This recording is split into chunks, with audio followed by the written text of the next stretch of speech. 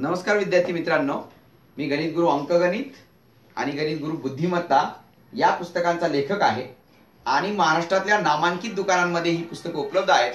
तसेच online Amazon वरती देखील ही पुस्तकं उपलब्ध आहेत. तर ही दोन्ही पुस्तकं विकत घ्या आणि मी दररोज या पुस्तकावरून जो व्हिडिओ बनवत आहे तो व्हिडिओ अतिशय काळजीपूर्वक पहा आणि या पुस्तकांमध्ये दिलेली जी उदाहरणं आहेत ती सगळी उदाहरणं सोडवलेली आहेत. त्या उदाहरणांचा चांगला सराव करा. तुम्हाला येणाऱ्या परीक्षेमध्ये पैकीच्या पैकी गुण मिळवल्याशिवाय राहणार नाही. तर आज आपण पाहूया या पुस्तकावरून कूट प्रश्न म्हणजे माकडाचं खांबावर चढणं. तर हा एक खास करून प्रश्न विचारला जातो ते एक पाहूया आणि बैठक व्यवस्था म्हणजे सिटिंग अरेंजमेंट हा देखील दुसरा पार्ट पाहूया. तर आज पाहूया आपण कूट प्रश्न. माकडाचं उदाहरण आपण पाहूया. एक माकड एका खांबावर 1 तासात 30 फूट वर चढतं, मात्र पुढील तासाला ते 20 फूट खाली घसरतं. असे करत करत ते 100 फूट उंचीचा खांब किती वेळात चढेल? 100 फूट उंचीचा खांब किती वेळात चढेल? अतिशय सोपा प्रश्न आहे, एकदम सोपा प्रश्न आहे. तर मी पहिल्यांदा प्रॅक्टिकली तुम्हाला समजावून देतो आणि नंतर तुम्हाला शॉर्टकट उदाहरण समजावून देतो. ओके, तर बघा आपण पहिल्यांदा काय करू, 100 फुटाचा खांब काढू. 100 फुटाचा 10, 20, 30, 40, 50, 60, 70, 80, 90 आणि 90 आणि हा डायरेक्ट 100 गेला. इथपर्यंत आपण खांब धरूया. बघा हे 10 फूट, हे 20 फूट, हे 30 फूट, 40 फूट, 50 फूट, 60, 70, 80, 90 आणि हे 100 फुटाचा खांब झाला. आता हे माकड हे या खांबावर चढतं. आता माकडाच्या ऐवजी एखादा कीटक शब्द असेल, त्याच्याऐवजी स्पायडर म्हणजे तो कोळी नावाचा कीटक असतो त्याचा हे असेल आणि ते 30 फूट वर चढतं. म्हणजेच बघा पहिल्या तासाला 10, 20, 30 फूट वर चढलं, दुसऱ्या तासाला ते 10 आणि 20 फूट खाली घसरलं. म्हणजे पहिल्या तासाला 30 फूट चढलं पण ते इथं समजा विश्रांती घ्यायला थांबलं असेल, ते 1 तासानंतर दमलं असेल, विश्रांती घ्यायला थांबताच ते हळूहळू ते 20 फूट खाली घसरून आलं 1 तासात. बघा म्हणजे 2 तासात किती चढलं ते? फक्त 10 फूट चढलं. किती फूट चढलं? 10 फूट. कळलं का तुम्हाला? पहिल्यांदा किती फूट चढलं? पहिल्या तासाला 30 फूट आणि दुसऱ्या तासाला 20 फूट काय आलं? खाली आलं. आता मला सांगा तिसऱ्या तासाला पुन्हा असे करत करत म्हणजे काय, 30 फूट चढतं 20 फूट खाली घसरतं, 30 फूट चढतं काय 20 फूट खाली घसरतं, असं करत करत म्हणजे पुन्हा ते 30 फूट चढेल. तिसऱ्या तासाला बघा 10, 20, 30 फूट चढलं आणि चौथ्या तासाला 10, 20 फूट खाली आले. म्हणजे 4 तासात किती चढलं ते? 4 तासात फक्त किती चढलं ते? 20 फूट. पुन्हा 5व्या तासाला 10, 20 आणि 30 फूट चढलं. 6व्या तासाला 10, 20 फूट खाली आलं. बघा 5व्या तासाला चढलं, 6व्या तासाला खाली आलं. म्हणजे 6 तासात किती चढलं ते? 30 फूट. आता 6 तासात 30 फूट म्हणजे 8 तासात किती? 40. 10 तासात किती? 50. 12 तासात किती? 60. म्हणजे हे 100 फूट चढायला किती वेळ लागेल? सांगा बरं किती वेळ लागेल? किती तास लागतील? 20 तास लागतील. किती? 20. पण 20 उत्तर येत नाही इथं. काय येत नाही? 20 उत्तर येत नाही. आता म्हणून तर याला आपण कुठे प्रश्न म्हणतो ना, कोड्यात टाकणारा प्रश्न. बघा आपण पुन्हा 7व्या तासाला बघा 10, 20, 30 फूट चढवलं, 8व्या तासाला 10, 20 फूट खाली आले. सॉरी 8व्या तासाला आपण त्याला 40 फूट चढवलं. 9व्या तासाला पुन्हा 10, 20, 30 फूट चढवलं, 10व्या तासाला 10, 20 फूट खाली आलं. म्हणजे 10 तासात किती चढलं ते? 10 तासात 50 फूट चढलं. किती? 50 फूट. पुन्हा 11व्या तासाला 10, 20, 30 फूट चढलं आणि 12व्या तासाला 10, 20 फूट खाली आलं.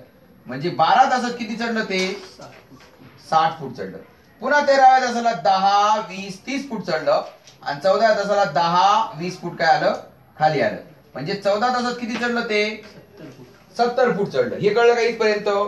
30 चढतोय 20 खाली येते, 30 चढतोय 20 खाली येते, 30 चढतोय 20 खाली येते, असं ते 70 फूट चढायला त्याला किती तास लागले? 14 तास लागले. आता 15व्या तासाला काय होतं बघा, डायरेक्ट 10, 20 आणि डायरेक्ट 30 डायरेक्ट शेंड्यावर जाऊन बसलं ना. 15व्या तासाला काय झालं ते? डायरेक्ट कुठे जाऊन बसलं? शेंड्यावर जाऊन बसलं. आता घसरायचा काही प्रश्न आहे का? नाही. म्हणजे त्याला चढायला किती वेळ लागले? 15 तास. आणि आपण असं केलं असतं तर मग 14, इथं 16, 18 आणि असं 20 केलं असतं का नाही? आणि नेमकं विद्यार्थ्याचं 20 उत्तर बरोबर काय होतं? चुकतं. म्हणजे काय करायचं आपण याला एकदम शॉर्टकट सांगतो तुम्हाला. पहिल्यांदा 10 फूट चढायला किती तास? 2 तास.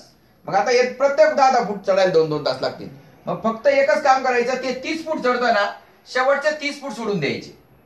70 ते 100 हे 30 फूट सोडून द्यायचे. किती फूट सोडून द्यायचे? 70 ते 100 हे 30 फूट काय करायचं? सोडून द्यायचं. आणि एवढं चढायला 1 तास धरायचं. एवढं चढायला काय धरायचं? 1 तास. आता इथपर्यंत प्रत्येक 2-2 तास, 2, 4, 6, 8, 10, 12, 14 पर्यंत आले 14 तास. मग एवढं फक्त चढायला काय करायचं? 1 तास. म्हणजे 14 आणि 1 किती? 15 तास. मग लक्षात ठेवायचं, शेवटी ते किती फूट चढतंय? 30 फूट ना. शेवटचे 30 फूट सोडून द्यायचे. मग उरलेले काउंट करायचे. उरलेले 14 तास आणि हे 1 किती? 15 तास. लक्षात आलं का? पाहूया असंच एक उदाहरण, परीक्षेत आलेलं उदाहरण. बघा, एमपीएससीने क्लर्क परीक्षेमध्ये विचारलेला प्रश्न. एमपीएससीने क्लर्क परीक्षेत काय? एक माकड एका खांबावर एका तासात 3 फूट चढतं, मात्र पुढील तासाला ते 2 फूट खाली घसरतं. असे करत करत ते 10 फूट उंचीचा खांब किती वेळा चढवलं? म्हणजे 30 च्या ऐवजी 3 केलं, 20 च्या ऐवजी 20 केलं, 100 च्या ऐवजी 10 केलं. म्हणजे उत्तर काय येईल? तेच उत्तर येईल का नाही? वाटल्यास करून पाहू. ये बघा, आपला हा समजा किती फुटाचा काम आहे? 10 फुटाचा. 1, 2, 3, 4, 5, 6, 7, 8, 9 आणि 10.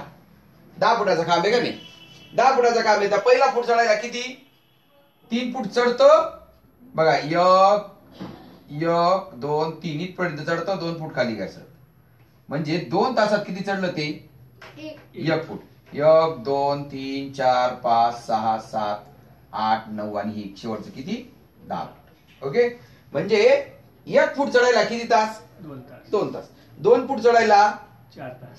3 फूट चढायला 6 तास. 7. आपण किती शेवटचे 3 फूट चढतो ना, मग शेवटचे 3 फूट सोडून द्यायचं. एवढं अंतर सोडून द्यायचं. हे 1, 2, 3 एवढं अंतर सोडून द्यायचं. म्हणजे एवढं चढायला किती तास लागतील त्याला? 1 तास. एवढं चढायला 1 तास लागेल. एवढं चढायला किती? 1 तास लागेल. मग आता 3 फूट चढलं, 2 फूट खाली, 3 फूट चढलं, 2 फूट खाली. म्हणजे असं 7 फूट चढायला किती वेळ लागेल? एवढं चढायला 7 दोन्ही किती? 14. आणि हा 1 म्हणजे किती तास लागेल टोटल? 15 तास लागेल. किती? 15. सोपं आहे का नाही? फक्त तोंडी सुद्धा आपण उत्तर काढलं असतं. तोंडी काही सेकंदात काय करायचं? 10 फुटाचं आहे ना, 3 फूट सोडून द्यायचे. 7. 3 फूट चढतं, 2 फूट म्हणजे प्रत्येक तासाला 1 फूट चढते. 2 तासात 1 फूट चढते. म्हणजे 7 फूट चढायला 7 दुने 14 आणि शेवटचा 1 15 तास. किती सोपं आहे का नाही? ही पद्धत कळली का तुम्हाला?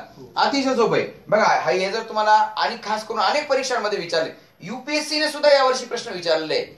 युपीएससीने तर बघा, तर असे वेगवेगळे जे प्रश्न आहेत ते प्रश्नांचे आपण व्यवस्थित अजून पाहूया कोणकोणते प्रश्न विचारलेले आहेत. जर तुम्हाला हे उदाहरण किंवा ही जी माझी टॅक्ट आवडली असेल तर माझ्या व्हिडिओला लाईक करा, खाली चांगली कमेंट करा, तुमच्या मित्रांमध्ये हा व्हिडिओ शेअर करा आणि चॅनल जर सबस्क्राईब केला नसेल तर लगेच चॅनल सबस्क्राईब करून घ्या. याच्यापेक्षाही सुंदर सुंदर उदाहरणं मी तुम्हाला म्हणजे परीक्षेत आलेले तुम्हाला मी या व्हिडिओच्या माध्यमातून टाकणार आहे. तर पाहूया पुढचा प्रश्न. बघा, नांदेडच्या तलाठी परीक्षेमध्ये आलेला प्रश्न आहे. सेम प्रश्न आहे, थोडासा फक्त आकडे वेगळे. 15 फूट उंच खांब आहे. किती फूट उंच खांब आहे? 15 फूट. आणि ते 5 मीटर चढतं आणि दुसऱ्या मिनिटाला 3 मीटर खाली घसरतं. म्हणजे 5 चढतं, 3 खाली घसरतं. म्हणजे किती चढतं ते? 1 मीटर. 2 मीटर. 2 मीटर चढतं. 2 मिनिटात 1 मिनिटाला 5 मीटर चढतं. वाटल्यास असं आकृती काढून घ्यायची. बघा, 1, 2, 3, 4, 5. बघा, ते 5 मीटर चढलं. 1, 2, 3, 4, 5 मीटर चढलं, 3 मीटर खाली गेलं. 1, 2, 3 मीटर खाली आलं. म्हणजे किती मीटर चढलं ते? 2च मीटर चढलं. किती? 2 मीटर. 2च मीटर चढलं. 2 मीटर किती मिनिटात चढलं ते? 2 मिनिटात. आपल्याला शेवटचे 5 सोडून द्यायचे आणि 10 चढवायचे. त्यात किती मीटर चढवायचे?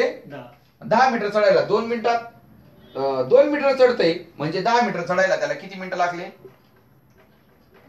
10 मिनिटं. 10 मीटर 10 मिनिटात चढेल. काय सांगितलं? 10 मिनिटात किती चढेल ते? 10 मीटर. आणि शेवटचं डायरेक्ट वरती चढून जाईल शेंड्यावर. म्हणजे हा 1 मिनिट. म्हणजे 10 आणि 1 किती? 10 अधिक 1 किती? 11 मिनिट त्याला लागतील. किती मिनिटं लागतील? 11 मिनिट. नाहीतर आपण असं केलं असतं 15. मग चला किती? 2 मीटर 2 मिनिटात 2 meter, 4 meter 4 meter, 6 meter, 8 meter, 10 meter असंच करता आपलं वेगळं उत्तर आलं असतं. बरोबर आहे का नाही? तर मग एकदम सोपं आहे. काय सांगायचं? 15 फूट आहे ना, 15 फुटात हे 5 फूट कमी करायचं आहे. सॉरी, इथं 15 मीटर पाहिजे होतं. सगळे अंतर काय पाहिजे होते? मीटर पाहिजे होते. 15 मीटर खांब आहे ना, मग 15 मधून हे 5 गेले किती, 10 मीटर चढवायचं. 10 मीटर चढायला त्याला 10 मिनिटं लागतील. 10 आणि शेवटचा उरलेले 5 मीटर चढायला 1 मिनिट. 10 मग किती मिनिटं आले, 10 मिनिटं हे आणि हा 1 म्हणजे 11 मिनिट त्याला लागतील. युपीएससी ने काय प्रश्न विचारलाय तो पाहू आपण. बघा, युपीएससी ने पूर्व परीक्षा सीसॅट मध्ये 2017 ला प्रश्न विचारलेले. अगदी सोपा प्रश्न आहे बघा. एक्स वाय झेड हे 3 भिन्न उंचीचे खांब आहेत. समजा हा एक्स खांब, हा वाय खांब आणि हा झेड खांब. हे तिन्ही काय आहेत, कमी जास्त उंचीचे आहेत ना. एक्स कमी असेल किंवा वाय किंवा झेड. याच्यात आपल्याला कोणता खांब कमी जास्त उंचीचा आहे काही सांगता येणार नाही. ओके, तिघ भिन्न उंचीचे 3 कोळी कीटक म्हणजे स्पायडर एबीसी यांनी चढण्यास सुरुवात केली. एका मिनिटात ए हा 6 सेंटीमीटर उंच जाऊन 1 सेंटीमीटर खाली येतो. ए हा बघा 1 मिनिटात आपण काढू. 1 मिनिटात ए काय करतो, 6 सेंटीमीटर वरती जातो आणि 1 सेंटीमीटर खाली येतो. म्हणजे एका उडीत किती सेंटीमीटर गेला तो, 1 मिनिटात 1 मिनिटात एका उडीत किती गेला तो, 5 सेंटीमीटर गेला. बी हा 7 सेंटीमीटर उंच जाऊन 3 सेंटीमीटर खाली येतो. म्हणजे 7 सेंटीमीटर चढतो मात्र 3 सेंटीमीटर खाली येतो. म्हणजे 4 सेंटीमीटर काय आला तो वरती चढला. कळलं का तुम्हाला. 6 सेंटीमीटर चढला, 1 सेंटीमीटर खाली आला, 5 सेंटीमीटर. बी हा 7 सेंटीमीटर चढला, 3 सेंटीमीटर खाली आला म्हणजे 4 सेंटीमीटर चढला. आता सी हा किती चढला, 6.5 चढला आणि 2 सेंटीमीटर खाली आला. 6.5 वजा 2 आणि सी 6.5 मीटर चढला, 2 सेंटीमीटर खाली म्हणजे किती, 4.5 सेंटीमीटर काय आला, 4.5 सेंटीमीटर तो वरती चढला, खाली नाही. ओके, म्हणजे ए एका उडीत 5 सेंटीमीटर जाईल, बी एका चान्स मध्ये 4 सेंटीमीटर जाईल आणि सी 4.5 सेंटीमीटर जाईल. आता कीटकाला खांबावर चढण्यास 40 उड्या माराव्या लागत असतील प्रत्येक कीटकाला. म्हणजे याला एलाही 40 सेंटी, यालाही 40 आणि यालाही 40. म्हणजे आपण आता हे खांब आहे, मी काय सांगितलं, शेवटच्या चान्स मध्ये आपण पूर्ण 6 धरायचं. शेवटच्या चान्स मध्ये बी चा 7 धरायचं, शेवटच्या चान्स मध्ये किती, सी चं 6.5 धरायचं. पण यांचे मग आपण 40 चान्स आहेत ना, 39 चान्स मध्ये किती जातात ते पाहूया. 39 चान्स मध्ये 5 गुणिले 39, इथं 4 गुणिले 39 आणि 4.5 गुणिले 39. सगळ्यात कमी गुणाकार कोणता येईल, 4 गुणिले 39 सगळ्यात कमी गुणाकार येईल. 4 नवे किती 36, चला 3, 4 3 12 आणि 3 किती 15, म्हणजे 156 सेंटीमीटर. बी हा किती चान्स मध्ये जाईल, 39 चान्स मध्ये आहे की नाही. पण त्याला अजून एक 44व्या उडी मारताना काय होईल, तो 39 सेंटीमीटर इथपर्यंत गेला. तो 39 चान्स मध्ये 156 गेला. आता 40व्या चान्सला डायरेक्ट किती सेंटीमीटर जाईल, तो 7 खाली घसरणार नाही. म्हणजे 156 अधिक 7 163 सेंटीमीटर, किती 163 सेंटीमीटर जाईल. आता आपल्याला सगळ्यात लहान खांबाची उंची विचारली म्हणजे काय घ्यायचं, 163 घ्यायचं. सगळ्यात मोठ्या खांबाची विचारलं असतं तर आपण हे केलं असतं, 39 गुणिले 5 केलं असतं आणि त्याच्यामध्ये किती ऍड केले असतं, 40व्या उडीसाठी 6 ऍड केले असते. आता याचा गुणाकार वाटल्यास करून पाहू. आपल्या 5 नवे 45, चला 4 5 15 आणि 4 19, 195 अधिक 6 5 किती 201 सेंटीमीटरचा सगळ्यात उंच खांब असेल. ते मधला खांब सुद्धा विचारू शकतो. आपल्याला काही विचारलं नाही, ते काढण्याची गरज नाही. फक्त आपल्याला काय करायचंय बघा, हा या बी ने 40 उड्या मारल्या तर आपण 39 उड्या, एका उडीत तो 4 सेंटीमीटर जातोय ना, 39 उड्यांमध्ये तो 156 सेंटीमीटर जाईल आणि शेवटच्या उडीमध्ये डायरेक्ट 7 सेंटीमीटर जाईल. शेवटची उडी महत्वाची, म्हणजे उत्तर काय दिलंय त्यांनी, 163 सेंटीमीटर. सर्वात लहान खांबाची उंची 163. बघा, युपीएससी ने कलेक्टर होण्यासाठी जी परीक्षा आहे त्याच्यामध्ये विचारलेलं आहे. म्हणजे अगदी पोलीस भरती, तलाठी भरती किंवा एमपीएससी, युपीएससी सगळ्या परीक्षांनी हा प्रश्न विचारलेला आहे. आणि शेवटच्या उडीमध्ये जे डायरेक्टचं अंतर घ्यावं लागतं ना, त्याच्यामुळे मुलं कन्फ्युज होतात आणि तिथं उत्तर चुकतं, म्हणून हा प्रश्न याच्यामध्ये टाकला जातो. तर तुम्हाला निश्चितच हा प्रकार आवडला असेल आणि अतिशय सोपा आहे आणि इंटरेस्टेड प्रकार आहे. ओके, तर पाहूया आता आपण वेगळा प्रकार, ते म्हणजे अरेंजमेंट, सिटिंग अरेंजमेंट, बैठक व्यवस्था. एका रांगेत राजू मध्यभागी 8व्या क्रमांकावर उभा आहे, तर त्या रांगेत एकूण मुले किती. आता मध्यभागी काय आहे, तो 8व्या क्रमांकावर तो उभा आहे. म्हणजे इकडं 7 असतील आणि इकडं 7 असतील. हे 7 आणि राजू इथला एक, म्हणजे 7 आणि 7 14 आणि 1 किती 15. त्या रांगेत किती मुलं असतील 15 मुलं असतील. आता लक्षात ठेवायचं मध्यभागी 8वा क्रमांक असं म्हटलं की 8च्या दुप्पट करायचं 16. 8च्या दुप्पट काय करायचं 16. त्याच्यातनं 1 वजा करायचं म्हणजे किती 15. म्हणजे रांगेत किती मुलं असतील 15 मुलं असतील. सोपं आहे का नाही. आता समजा एका रांगेत राजू मधल्या क्रमांकावर 10व्या क्रमांकावर उभे, म्हणजे रांगेत मुलं किती असतील तोंडी सांगा 19. 10 दुने 20 एक कमी 19. एका रांगेत समजा तो 21व्या क्रमांकावर उभा आहे तर किती 41 म्हणजे 21 दुने 42 वजा 1 म्हणजे 41 मुलं असतील. सोपं आहे का नाही हा प्रकार. पाहूया आता पुढचा प्रकार बघा. थोडासा वेगळा थोडासा चेंज केलाय.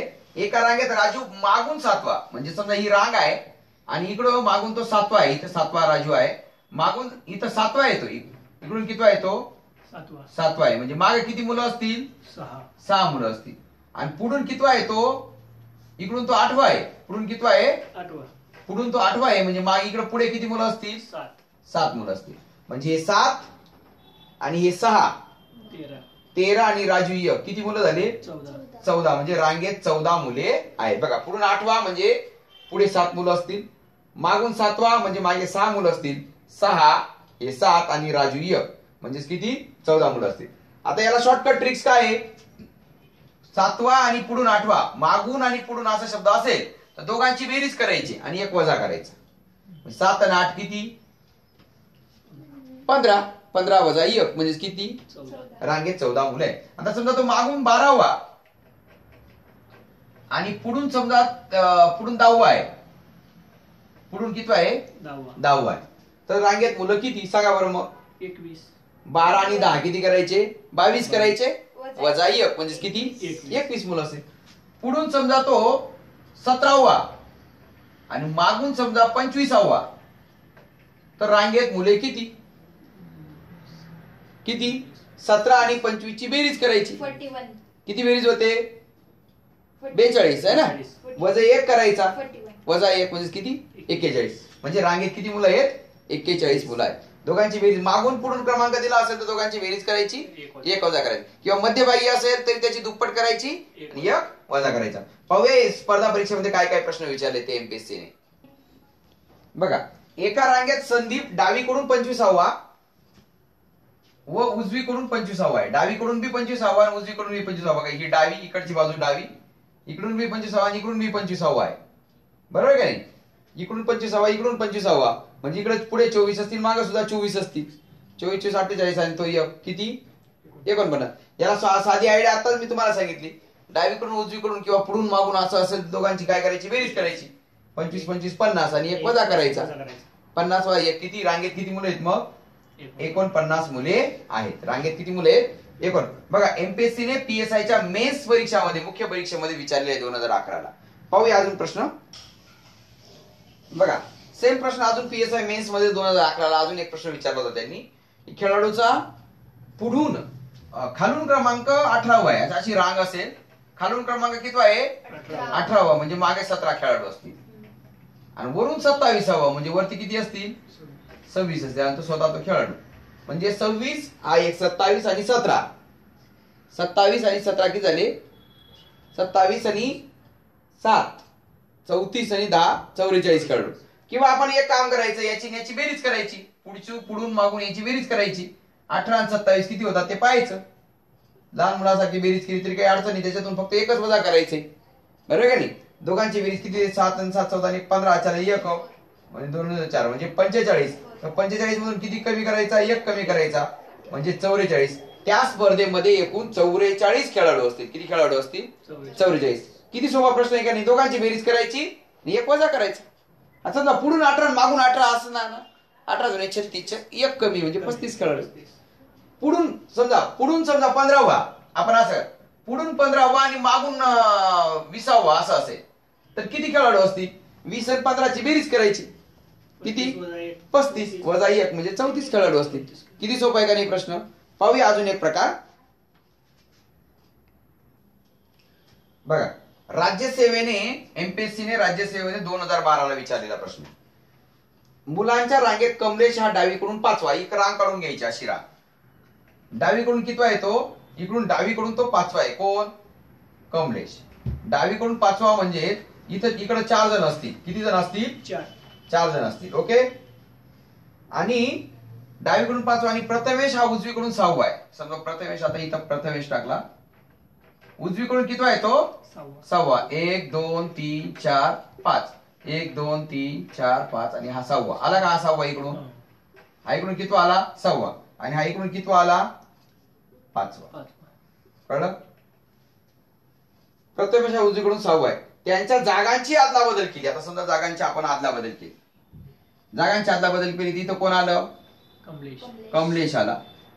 आणि इथं कोण आलं? प्रथमेश आला. जागांची आदला बदल केली तर इकडे सुद्धा तसेच 4 जण राहतील. आणि इकडे किती जण राहतील? 2 3 4 5 जण राहतील. ओके.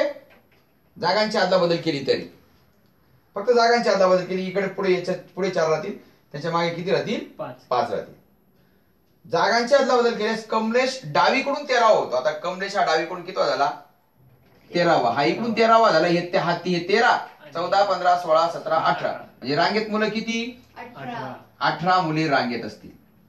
रांगेत मुलं किती असतील? 18 मुलं असतील. आता आपल्याला काय विचारले? प्रथमेश उजवीकडून कितवा? आता प्रथमेश इकडचे 4 सोडून द्या. 18 मधले 18 वजा 4 म्हणजे किती असेल? इकडे हा कितवा क्रमांकावर असेल? 14. हा 14वा असेल. 15वा 16वा 17वा 18वा. म्हणजे प्रथमेश उजवीकडून कितवा क्रमांकावर आला? 14व्या क्रमांकावर आला. पुन्हा एकदा समजून बघा. मुलांच्या रांगेत कमलेश हा डावीकडून 5वा, हा इकडून 5वा आला म्हणजे पुढे 4 जण असतील. प्रथमेश उजवीकडून 6वा म्हणजे मागे प्रथमेश एक उजवीकडे 5 जण असतील. तर आदला बदल केली जागांची म्हणजे कमलेश इथं गेला, प्रथमेश इथं आला. तर हा प्रथमेश इकडून कितवा क्रमांक? हा कमलेश इकडून 13व्या क्रमांकावर आहे. कितव्या क्रमांकावर आहे? 13व्या क्रमांकावर आहे. आणि इकडे पहिले 5 आहेत. 13 आणि 5 किती आहेत? म्हणजे रांगेत मुलं किती आहेत? 18 मुलं रांगेत आहेत. 18 मुले काय आहेत? रांगेत. मग आता प्रथमेश तिकडून कितव्या क्रमांकावर? मग आता प्रथमेशला फक्त हे 4 सोडून द्यायचे. 18 मधले 4 गेले किती? 14. म्हणजे हा 14व्या क्रमांकावर असेल. हा 15व्या 16व्या 17व्या 18व्या म्हणजे हा कितव्या? प्रथमेश उजवीकडून 14व्या क्रमांकावर असेल. एमपीएससीने राज्यसेवा 2012 मध्ये विचारलेला प्रश्न आहे. पाहूया अजून प्रश्न. बघा, एमपीएससीने स्टेनोच्या परीक्षेत विचारलेला हा प्रश्न आहे की रांगेत अनिता ही उजवीकडून 26वी आहे आणि डावीकडून ती सुनीता 29वी आहे. आता त्यांनी आपापसात जागा बदलल्या तेव्हा सुनीता ही डावीकडून 45वी आली तर अनिता उजवीकडून कितवी असेल? आता मी जर तोंडी काढायचं ठरवलं ना तर ही डावीकडून घ्यायचं. डावीकडून कितवी आली? ही 45वी आली आणि उजवीकडून ही कितवी आहे? 26 आहे. मग 45 आणि 26 किती झाले? 71 झाले. किती झाले? 71. 71 मधून 1 कमी करायचं म्हणजे रांगेत किती विद्यार्थी आहेत? रांगेत 70 आहेत. आता ही डावीकडून 29वी आहे का नाही? म्हणजे पुढे 28 असतील. मग 70 मधून 28 कमी करायचे. 10 8 गेला 2 आणि 7 3 गेला 4 म्हणजे किती असेल? ही 42. अनिता ही उजवीकडून 42वी असेल. वाटल्यास आपण काय करू? प्रॅक्टिकली उदाहरण सोडू आपण पहिल्यांदा. रांगेत अनिता ही उजवीकडून कितवी आहे? उजवीकडून ही 26वी. उजवीकडून कितवी? 26वी म्हणजे मागे किती जण असतील? 25 जण. आणि सुनीता ही डावीकडून 29वी. सुनीता ही डावीकडून कितवी? 29वी म्हणजे पुढे किती जण असतील? 28 जण असतील. कळलं? पुढे 28 जण असतील आणि अनिताच्या मागे 25 जण असतील. तर जागा बदलली तर आणि सुनीता इथे गेली आणि अनिता इथं आली तर सुनीता इकडून कितवी झाली?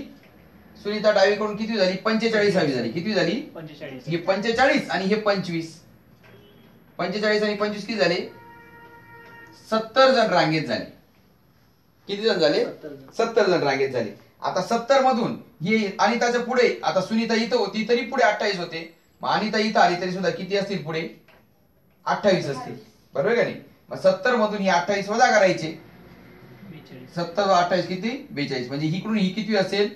ही 42वी असेल आणि ही 28 म्हणजे 70 जण टोटल रांगेत असतील. मी तुम्हाला शॉर्टकट काय सांगितलं? इकडून ही 45वी आली ना, ही 45 आणि इकडून ही 26वी होती. सुनीता उजवीकडून किती होती? अनिता उजवीकडून किती होती? अनिता उजवीकडून 26वी होती आणि सुनीता इकडे गेल्यावर इकडून ही 45 झाली. मग 45 आणि हे 26 ऍड करायचे. 71 मधून 1 कमी करायचे म्हणजे रांगेत 70 जण टाकायचे. रांगेत किती जण टाकायचे?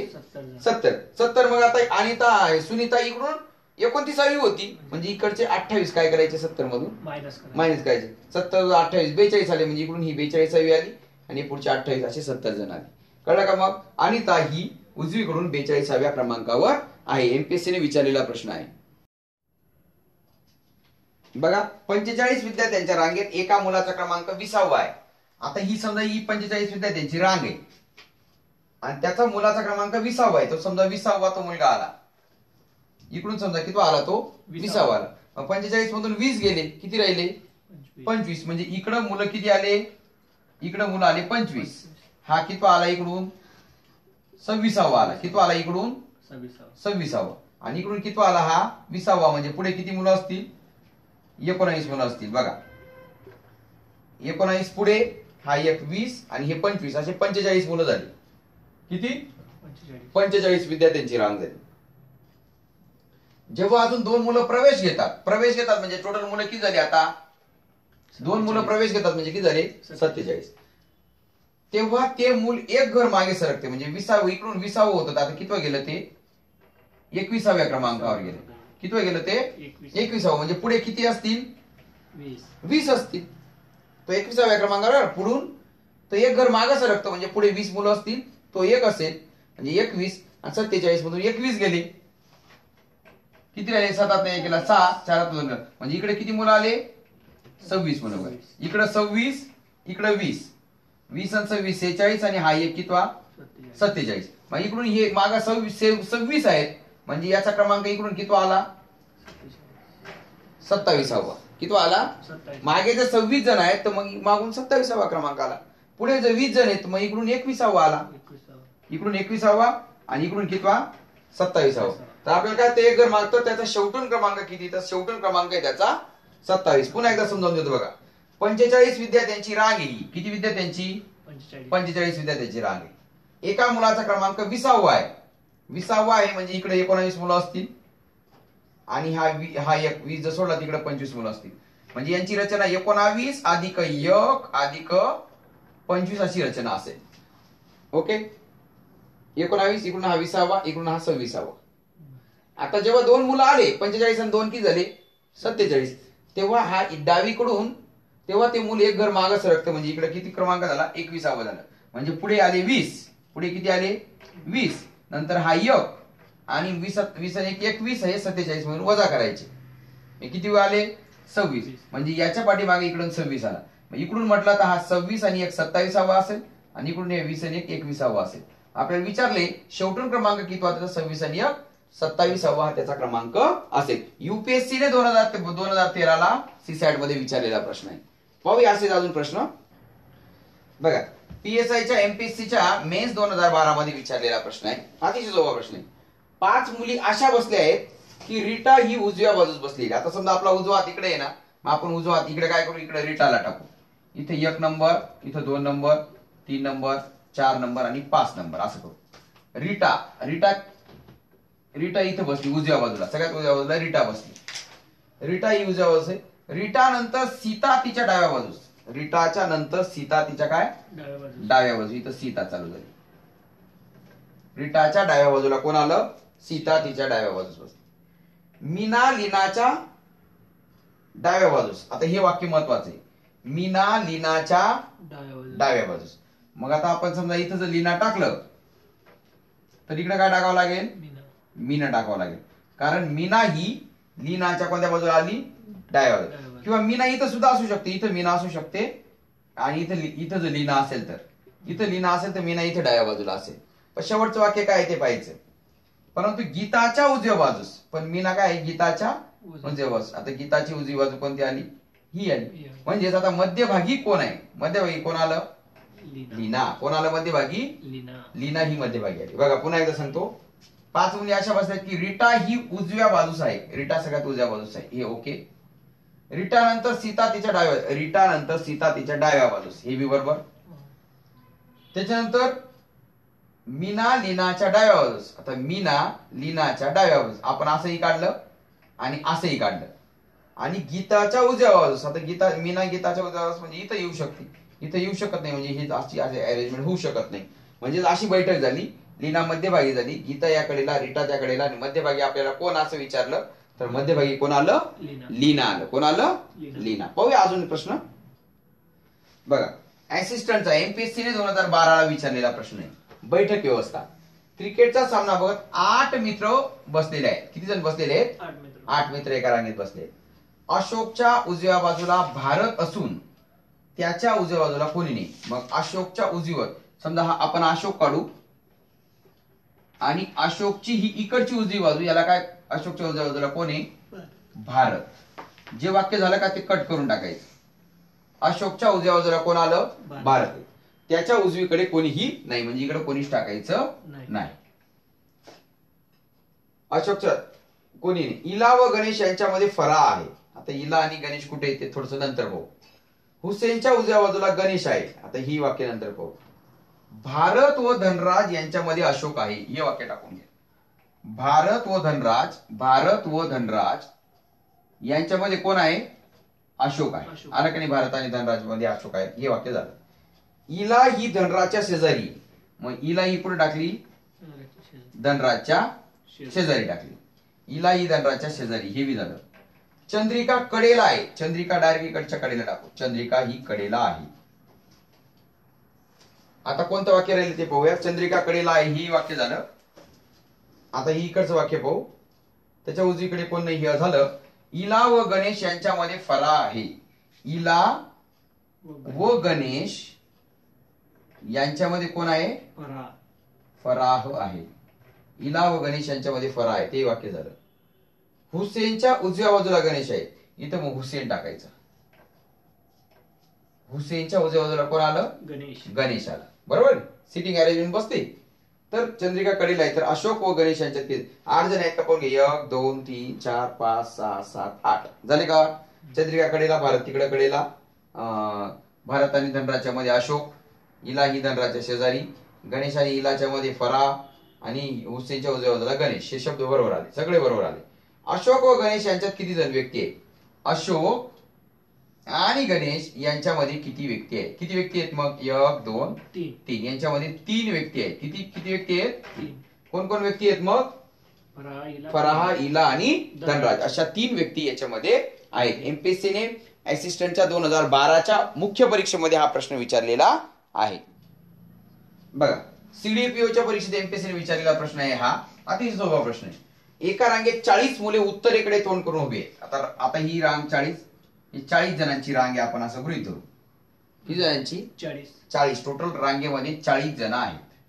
1 2 3 4 5 6 7 8 9 10 11 12 14 15 16 17 18 19 20 21 22 23 24 25 28 29 30 31 32 33 34 35 36 37 38 39 आणि 40 जण आहेत. किती जण आहेत? 40. आपण डायरेक्ट काढून टाकलं.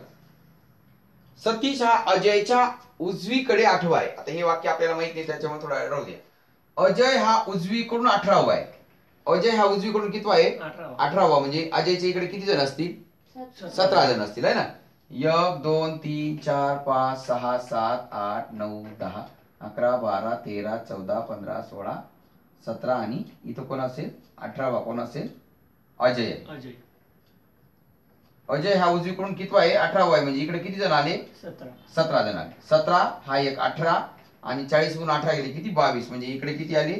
22. म्हणजे रचना कशी झाली? 22 अधिक 1 अधिक 17 बरोबर 40 झाले.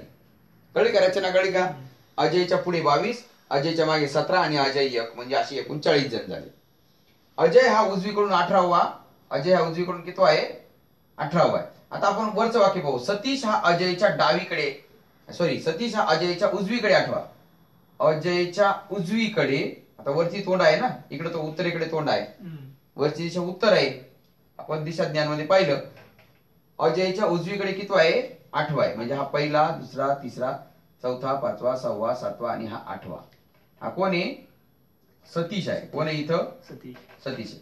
म्हणजे सतीश आणि अजय याच्यामध्ये किती मुलं आहेत? बरं, इकडून अजय कितवा आहे?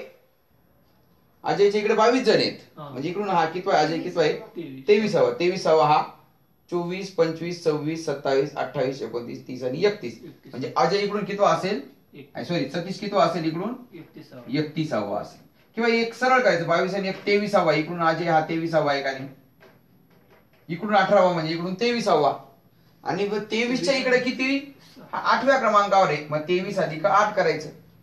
23 अधिक 8 किती झाले 23 अधिक 8 वर किती 31व्या क्रमांकावर. सतीश डावीकडून सतीश आहे बघा. सतीश डाव्या टोकाकडून कितव्या क्रमांकावर आहे 31व्या क्रमांकावर आहे. आणि जर समजा इकडून विचारलं तर 40 मधून हे 31 काय करायचे कमी करायचे. 40 मधून 31 गेले किती 9 राहिले. म्हणजे याच्या पाठीमागे 9 जण असतील. 1 2 3 4 5 6 7 8 9 इकडे 9 जण आहेत. आणि इकडून हा किती असेल मग 9 1 10 असेल. काय असेल 10 असेल. कळलं का.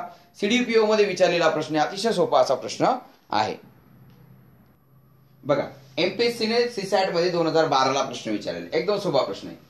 मिलिंद सिद्धेश कार्तिक सोहम आणि अक्षय बसच्या रांगेत उभे आहेत. आता हे किती जण आहेत 5 जण आहेत. मग आपण 5 ठिकाणे काढायचे 1 2 3 4 आणि 5. ओके. मग आता सिद्धेश मध्यभागी उभा आहे. जे वाक्य झालं का ते टाकून घ्यायचं. सिद्धेश मध्यभागी म्हणजे इथं सिद्धेश टाकून घ्या. सिद्धेश मध्यभागी उभा आहे. ओके. कार्तिक सोहमच्या पुढे नाही म्हणजे काय. कार्तिक सोहमच्या पुढे नाही म्हणजे कार्तिक सोहमच्या काय पुढे नाही म्हणजे मागे आहे असं त्याचा अर्थ होतो. कार्तिक सोहमच्या मागे आहे असं त्याचा अर्थ. म्हणजे इथं कार्तिक आणि इथं काय सोहम असं सुद्धा इथं टाकता येऊ शकतो. कार्तिक सोहम किंवा इथं सुद्धा आपल्याला असं सोहम कार्तिक टाकता येऊ शकतो. सोहम कार्तिक. जे अयोग्य असेल ते नंतर करू बघा. कार्तिक सोहमच्या पुढे नाही. इथे बी कार्तिक सोहमच्या पुढे नाही. ओके. हे बी घेऊ शकतो आपण किंवा हे सुद्धा घेऊ शकतो. आता पुढचं वाक्य पाहू. तर मिलिंद अक्षयच्या मागे नाही. मिलिंद अक्षयच्या मागे नाही म्हणजेच काय. मिलिंद अक्षयच्या मागे नाही म्हणजे मिलिंद अक्षयच्या पुढे आहे. मिलिंद अक्षयच्या मागे नाही म्हणजे पुढे आहे. मिलिंद अक्षयच्या काय आहे पुढे. मग इथं आता मिलिंद घेऊ. मिलिंद अक्षयच्या कोण कुठे आहे पुढे. मिलिंद अक्षयच्या पुढे इथे बी असू शकतो किंवा मिलिंद अक्षयच्या काय आहे मिलिंद अक्षयच्या मागे नाही म्हणजे मिलिंद अक्षयच्या पुढे आहे. आता ही वाक्य झालं हे वाक्य झालं. पण आता मग या दोघांपैकी एक घेऊ शकतो आणि या दोघांपैकी आपण एक घेऊ शकतो. पुढचं वाक्य जर मिलिंद कार्तिकच्या मागे आहे. जर मिलिंद कार्तिकच्या मागे म्हणजे हे वरती टाकता येणार नाही. मिलिंद हा कार्तिकच्या मागे. हे 2 पुढे घेतले हे 2 मागे घेतले हे सुद्धा टाकायची गरज नाही. मिलिंद कार्तिकच्या मागे झाला बरोबर आहे का नाही. मिलिंद कार्तिकच्या मागे असेल तर 2 टोकांना कोण उभे. मग इथं वरती इथं आला सोहम. इथं कोण आला सोहम. इथं कोण आला कार्तिक. इथं सिद्धेश. इकडे मिलिंद आणि अक्षय. आता आपले सगळे क्रायटेरिया सगळे निकषामध्ये बसतं का पाहूया. ते बस उभे आहेत. सिद्धेश मध्यभागी. सिद्धेश मध्यभागी हे वाक्य बरोबर. हे वाक्य बरोबर. कार्तिक सोहमच्या पुढे नाही. कार्तिक सोहमच्या पुढे नाही म्हणजे मागे आहे हेही बरोबर आलं. मिलिंद अक्षयच्या मागे नाही. मिलिंद अक्षयच्या मागे नाही म्हणजे पुढे आहे हेही बरोबर आलं. जर मिलिंद कार्तिकच्या मागे असेल. जर मिलिंद कार्तिकच्या मागे आहे. मिलिंद कार्तिकच्या मागे आहे तर 2 टोकांना सोहम आणि अक्षय उभे आहेत. कोण उभे आहेत सोहम आणि अक्षय दोन्ही टोकांना उभे आहेत. सोहम आणि अक्षय. काय उत्तर आलं सोहम आणि अक्षय 2 टोकांना उभे आहेत. बरं बघा. तर एमपीएससीने विचारलेले सगळे सिटिंग अरेंजमेंटचे सगळे प्रश्न मी सोडवलेले आहेत. तर या पुस्तकावरून सगळे उदाहरणं घेतलेले आहेत. तर या पुस्तकामध्ये भरपूर उदाहरणं आहेत. त्यांचा सराव करा आणि शक्य झाल्यास मला तुमच्या व्हॉट्सअप ग्रुपला जोडून घ्या. आणि तुम्हाला या संदर्भात कोणताही प्रश्न असेल तरी तुम्ही माझा 9326105925 या नंबरला तुम्ही मला कॉल करू शकता किंवा या नंबरला व्हॉट्सअप करा. शक्यतो कॉल करू नका. व्हॉट्सअप केल्यानंतर तुम्हाला कोणत्याही प्रश्नाचं उत्तर 100% मिळेल. पण ते शक्यतो पुस्तकामध्ये नसावं किंवा युट्यूबच्या चॅनलला नसावं असाच प्रश्न पाहिजे. तो 100% तुम्हाला सोडून भेटेल. आणि पुढच्या वेळेस माझ्या नवीन आवृत्तीमध्ये सुद्धा तो टाकता येईल. पण शक्यतो आपल्या पुस्तकाच्या बाहेर कोणताही प्रश्न जाणार नाही याची मी तुम्हाला हमी देतो. आणि असलाच तर तुम्हाला त्या येणाऱ्या परीक्षेसाठी मी तुम्हाला खूप साऱ्या शुभेच्छा देतो. आणि एखादा प्रश्न असला तर तुम्ही मला बिंदास्त या क्रमांकावर विचारा. तुम्हाला 100% उत्तराची फोटोकॉपी मिळेल. चला तुम्हाला परीक्षेसाठी खूप साऱ्या शुभेच्छा देतो. All the best.